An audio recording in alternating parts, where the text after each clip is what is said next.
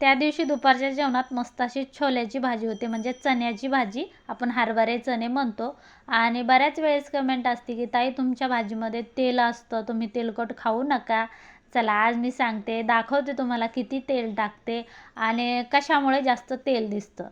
तर सगळ्यात आधी इथे मी हरभरे किंवा छोले असते ते मोठे मोठे, तर ते मी भिजू घातले होते रात्री आणि शिजू घातले. कारण माझ्याकडे कुकर खराब झालं, कुकर नाही तर पातेल्यामध्ये शिजू घातले. छान असे शिजून घेतले का मस्त मऊगर शिजायचे आहे.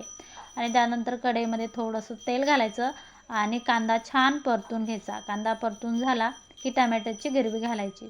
आता पहा मी जसे मसाले घालते ना तसेच मसाले घालायचे आहेत. हळदी पावडर, मिरची पावडर, थोडासा प्रवीण मसाला आणि थोडंसं काळं तिखट घातलं मी, जास्त मसाले नाही घातले. आणि कांदा आणि खोबरं छान भाजून मिक्सरला असं बारीक केलं.